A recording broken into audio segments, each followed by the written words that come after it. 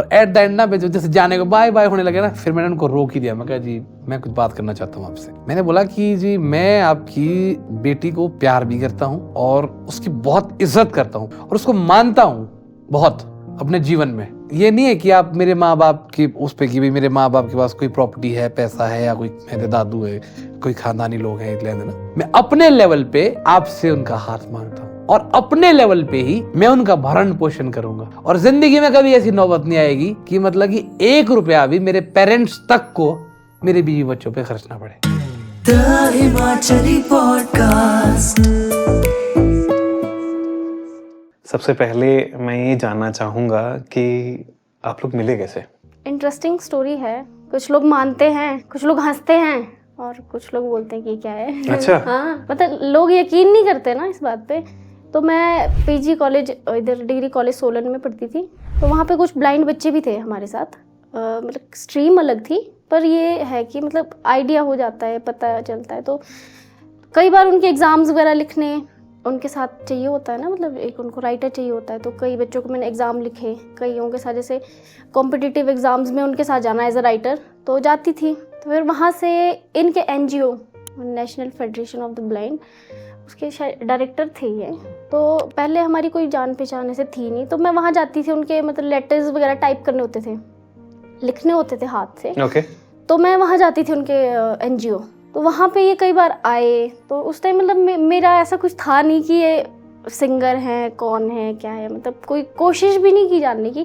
धीरे धीरे जान पहचान हुई, बात हुई आपस में, फिर एक दूसरे से बात करते थे। फिर नॉर्मली जैसे होता है, तो फिर सडनली एक दिन कॉल आता है, मुझे कॉल आता है मेरे नंबर पे। तो नाम वगैरह पता था, तो पहले तो कि भी कौन है, क्या है, कोई पता नहीं है। कहते आप ऐसे मेघना बात करो। मैंने कहा हाँ जी।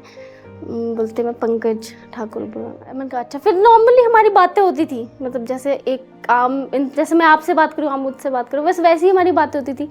फिर धीरे धीरे वो बातें बढ़ती चली गई, तो और प्यार हो गया। है पंकज भाई? नहीं, दरअसल ये बात क्या थी कि हम दोनों ही उस वक्त सोशल वर्क में थोड़ा सा ले रहे थे। मैं यहाँ NGO चला रहा था और ये मतलब ये थी कि भी मैं क्या कर सकती हूँ सोसाइटी के लिए। तो फिर इनका भी आना जाना होता रहा, तो चीज़ें होती रही। लेकिन हाँ, मतलब मेरे को हो गया था आभास से कि भाई ये परफेक्ट है, ये इसी से मेरी शादी होनी है। इजीली हो गई थी शादी? इजी बिल्कुल भी नहीं था, बहुत क्या रोड़े? बहुत सारे। फिल्मी ड्रामे वाली सीन था क्या आपका भी? पूरा एकदम पूरा फुल बोल सकते हैं वो। क्या है आपकी फिल्म की कहानी? लव स्टोरी क्या है आपकी? इमोशंस और इमोशनली ब्लैकमेल सब कुछ रहा, रोना धोना सब कुछ चला।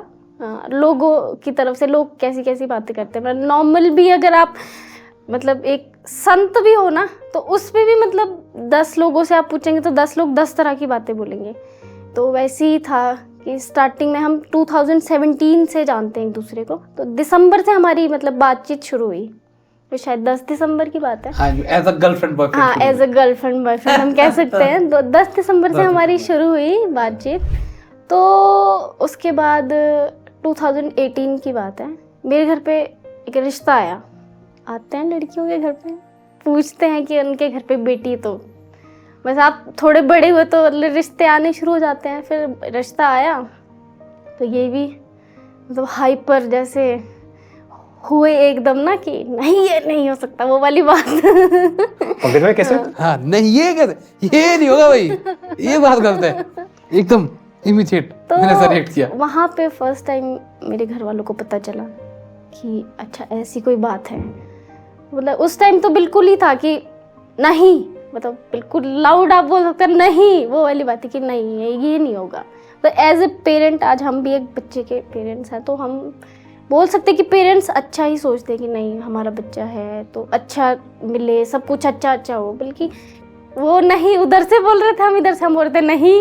वो वहाँ से नहीं, हम यहाँ से हाँ, नहीं। हमारा एक स्टैंड बड़ा क्लियर था कि हम बदतमीज बच्चे नहीं है, बदतमीज नहीं। हम कोई गलत स्टेप नहीं उठाएंगे, हम इंतजार करेंगे जब तक मानोगे नहीं। हमने सत्याग्रह किया बड़े आराम से। बहुत ही इमोशनली आप लोगों ने वो किया उस चीज को हैंडल। हाँ, फिर मेरे पापा के पास मतलब बोलते ही थे कि कहीं यहाँ से रिश्ता आ रहा है, वहाँ से रिश्ता आ रहा है। वो बीच बीच में मतलब रिश्तेदार भी कई बार ऐसी चीज़ें करते हैं कि नहीं आप। फिर पहले किसी को पता नहीं था मेरे पेरेंट्स के अलावा। फिर जहाँ मतलब हमारा गांव है, वहाँ मेरे रियल मासी की शादी भी है। उस तो एरिया फिर में हाँ, तो फिर जैसे धीरे धीरे लोगों को बातें पता चलती गई कि भी नहीं ये तो है, ऐसा है, ओके।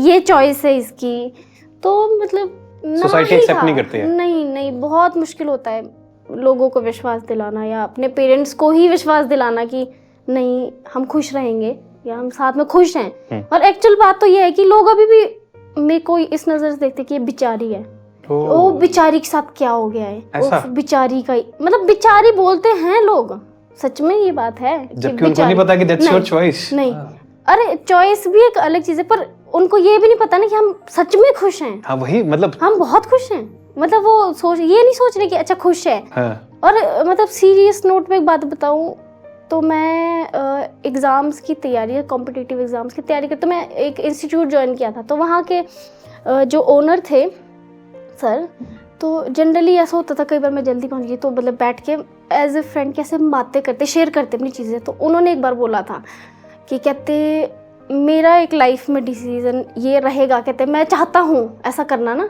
कि मैं ठीक हूँ, बिल्कुल ठीक हूँ, कहते भगवान ने ऐसी कोई कमी नहीं रखी है ना, तो मैं चाहता हूँ ज़िंदगी में किसी ऐसे इंसान से शादी करूँ जिसके पास शायद कोई कमी हो और मैं उसका सहारा बनूँ, या उसको मतलब मेरी ज़िंदगी का कोई फ़ायदा। उन्होंने तो पता नहीं की नहीं की, पर मेरे दिमाग में ना वो बात स्ट्राइक कर गई। अच्छा।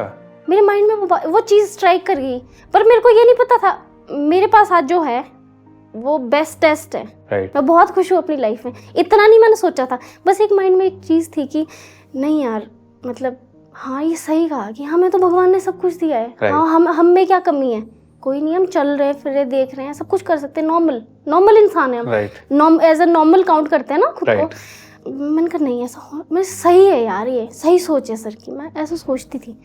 पर धीरे धीरे, पर शायद ये मतलब शुरुआत थी, मतलब होता है ना कि भगवान ने आपके लिए सोचा होता पहले कि आपके साथ ये होगा, आपको प्रिपेयर वो खुद ही कर देता है कि ज़िंदगी में मतलब अब एकदम से पता नहीं फेस। फिर मैंने कॉलेज ज्वाइन किया, कॉलेज में बच्चे मिले, फिर जब देखते थे ना तो ऐसे लगता है, मतलब मैं भी ऐसे किया बेचारे, मतलब बेचारे वाली। पर जब मैं उन लोगों से जुड़ी, उन लोगों के बीच रही, उन लोगों को नज़दीक से देखा, मतलब उनके साथ उनके एनजीओ जाना, वो कैसे रह रहे हैं। और एक सच्ची सी बात है कि जिनमें कोई डिसेबिलिटी है ना, ये मतलब मैक्सिमम लोग ऐसे होते हैं जो डिपेंड नहीं रहना चाहते दूसरों पे। राइट। वो मतलब खुद से सब कुछ कर रहे हैं। तो मैं देखती थी वहाँ पे कि अच्छा हम लोग, मैं जाती थी, मैं लेटर लिख रही हूँ तो कोई चाय लेके आ रहा है, पानी दे रहे हैं, चाय दे रहे हैं। तो एक दो बार मैंने वहाँ पे मतलब उन लोगों के लिए खाना वगैरह बनाया, तो मतलब खुद को ना ऐसे बहुत पॉजिटिव, बहुत खुशी अंदर से आती थी, खुद खुशी महसूस होती थी। फिर जब हमारी बात होनी शुरू हुई तो मतलब फिर भी अब मेरे को नहीं पता था सामने वाले के मन में क्या है। मुझे ये नहीं पता था कि ये सिंगर है, गाने सुने थे मैंने, पर गाए किसने ये नहीं पता। अच्छा। मेरे दादा बेसिकली पालमपुर से थे, मेरा बर्थ राजगढ़ में ही हुआ है, तो घर पे सब हिंदी बोलते हैं। मेरे दादा थे, 2019 में उनकी डेथ हो गई। उसके बाद से मतलब हमारे घर पे हिंदी ही चलती है। फिर मैंने पूछा, मैंने कहा इसके अलावा आप क्या करते हो? कहते मैं गाने गाता हूँ। मैंने कहा आपने कौन सा गाना गाया है? मैं बिल्कुल नॉन सीरियस हो गया, आपने कौन सा गाना गाया है? कहते ये वाला। मैंने कहा हाँ ये आपका गाना है, मतलब क्योंकि मैं फैन थी। हाँ, उस गाने की फैन हूँ मैं। आर्टिस्ट का पता नहीं है ना। मैंने कहा अच्छा ये आपने, अच्छा ये भी गाया, ये भी आपने गाया, मतलब ये भी आपने गाया, अच्छा ये भी आपका है। वो धीरे धीरे जब चीज़ें पता लगी, अच्छा यार मेरी तो लॉटरी लग गई। मेरी तो वाली बात थी कि यार अब अपनी तो लॉटरी लग गई है। पहले आपको पता नहीं था ये सब चीजें? नहीं, मैंने गाने सुने थे। हाँ। उन गानों पे नाचते भी हैं। हाँ। पर आर्टिस्ट का कोई पता नहीं। तो वो जब हमारी बात हुई उसके भी एक दो दिन बाद, इसके अलावा क्या करते हो आप? फिर पता चला धीरे धीरे। जब मंद मंद मुस्कुरा रहा है ये आदमी पंकज भाई, ये जो खुल के हंसे हैं अपनी तारीफ सुन के। नहीं। तो वो भी वाइफ के। मेरे को वो दिन याद आ रहे हैं ना, मैं वो पूरा इमेजिन कर पा रहा हूँ कि क्या था। हाँ। और जो म्यूजिक करता है आदमी, मतलब ये कोई काम ही नहीं मानते इसको ना, कि गाने गाते ही कोई काम है क्या? हाँ। तो फिर घर वाले कैसे माने वो बताओ। 2000 आप रखो 19 मेरा कॉलेज क्लियर हो गया, तो 2020 शुरू हुआ जब, तो कि अब यार घर तो मतलब नहीं जाना अभी, क्या करे क्या करे। कहते कुछ काम पकड़ लेते हैं, वो वाली बात है, कुछ काम पकड़ लो यार, तब यहाँ रहेंगे, मतलब कंटिन्यूटी में इधर ही रहेंगे। और फिर मैंने कहा आगे की पढ़ाई वगैरह फिर सोचते हैं कुछ, मतलब कुछ प्लान नहीं था ज़िंदगी का। तो इधर ही फार्मास्यूटिकल्स बहुत सारी कंपनियां हैं, तो वहीं डीसी ऑफिस के साथ एक कंपनी है, वहाँ मैंने एज अ सेल्स एग्जीक्यूटिव मैं वहाँ पे काम कर रही थी। फिर मम्मी पापा हो जाते एक टाइम पे बहुत सीरियस कि तुमने करना क्या है, क्यों, और फिर क्यों ऐसा करना है अपने साथ। अब वो एक्सेप्ट नहीं कर पा रहे थे उस चीज़ को। अब मैं उनको अपनी फीलिंग्स शेयर नहीं कर पा रही थी कि सब कुछ नॉर्मल है, ऐसा कोई दिक्कत नहीं है कि उनकी पूरी तरह से डिपेंडेंसी मुझ पे आ जाएगी या मैं बिल्कुल बंद जाऊंगी। या मैंने कहा हमारी ज़िंदगी बिल्कुल नॉर्मल चल रही थी, हमें कोई दिक्कत नहीं आने जाने में, हम मिलते थे आते जाते और साथ में आना जाना घूमना, तो सब कुछ नॉर्मल था मेरे लिए। सब वो एक्सेप्ट नहीं कर पा रहे वो चीज़ को ना। फिर धीरे धीरे फिर कि चाहती क्या है ज़िंदगी से। मैंने कहा मैं आपको नहीं बोल रही मेरी शादी करवाओ उस इंसान से, पर आप मुझे भी शादी के लिए फोर्स मत करो। मतलब मैं नहीं एक्सेप्ट कर पाऊंगी ना। फिर धीरे धीरे धीरे उनको लगा कि यार ये तो मामला तगड़ा ही है। वो उन्होंने ऐसा सोचा। मेरे मामू की जो वाइफ है, मेरे रियल मामू, उनके पापा वो ऐसे इंसान है ना, वो दूसरों के घर जोड़ने या किसी का रिश्ता करवाना उस चीज़ में ना वो मतलब काफ़ी एक्सपर्ट भी और खुशी भी महसूस करते हैं। तो फिर उनको उनके थ्रू हमने ये बात आगे बढ़ाई। फिर वो आए, बल्कि 1 2 3 बार आए, मिले। फिर जब घर वाले एक बार आपस में मिल लिए, उसके बाद पता ही नहीं चला कि कैसे हुआ। 2021 अप्रैल 26 अप्रैल को हमारी एंगेजमेंट हुई। 13 जनवरी पहली बार जब इनसे मिले मेरे पेरेंट्स, तो वो बहुत खुश थे। इनको देखा कि क्या करें। तो अब होता है कि मेरे मम्मी थे, ये घर पे बैठ के ना ऐसे लॉन में नाखून काट रहे, तो मम्मी खड़े होकर इनको देख रहे हैं, अच्छा क्या कर रहा है ये, क्या कर रहा है। फिर मेरे को बोले कि तू कर दे। फिर जब धीरे धीरे इनको जानने की कोशिश की ना, तो उनको लगा कि नहीं हम कुछ ज़्यादा सोच रहे थे। एज ए पेरेंट वो बिल्कुल ठीक थे, मैं उनको गलत नहीं बोलती, पर मतलब जब तक उनको ये इस चीज़ का आभास नहीं हुआ कि ये क्या है इनकी लाइफ में ना, या क्या होगा या क्या करेंगे। 1 2 बार जब इनसे मिले, इनके घर गए, इनके पेरेंट्स से मिले, सबको समझा, तो मिलने बैठने से ही बातें होती है शायद। तो फिर उसके बाद सब नॉर्मल था। अब तो बहुत जब तक पूछोगे नहीं तब तक तो ना ही है, ना ही है। फिर भाई साहब आपने क्या डायलॉग मारे पिताजी को इनके? मैंने पहले तो जब हमारी सगाई हुई थी ना, तो उस वक्त वो वीडियो इतना वायरल हुआ था कि कुछ घंटों में फेसबुक पे 2 लाख लोगों ने देख लिया उसको। और मतलब इतना मुझे कॉन्ग्रेचुलेट किया लोगों ने कि बड़ा हो ना। पर जो उससे पहले की बात है, जब वो आए थे, क्या कहते हैं, इनके पेरेंट्स आए थे पहली बार हमारे घर। वो पहले चलो बड़े लोगों ने जो भी बातें की है ना, फिर उसके बाद वो स्टूडियो आए, वहाँ पे मैंने उनको एक गाना सुनाया। तो उसमें एक लाइन थी कि गिरो कर लोने सारे फेवर दे अपने, देख लोना शादी रा मुहूर्त। अच्छा तेरी जाग पाई शाशु शौरे री कोठिए बैठा करो रे गोरो दी जरूरत। सोचे बार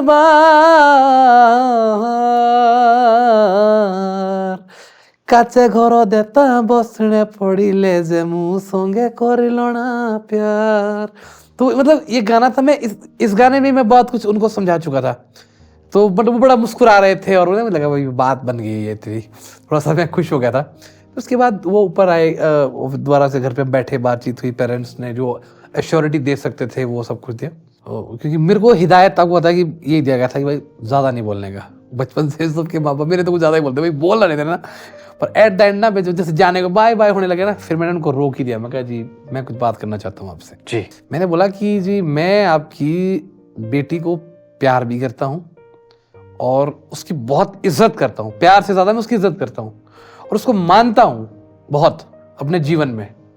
तो उसको ये नहीं है कि आप मेरे माँ बाप की उस पे कि भाई मेरे माँ बाप के पास कोई प्रॉपर्टी है, पैसा है, या कोई मेरे दादू है, कोई खानदानी लोग हैं, इसलिए ना मैं अपने लेवल पे आपसे उनका हाथ मांगता हूँ और अपने लेवल पे ही मैं उनका भरण पोषण करूँगा।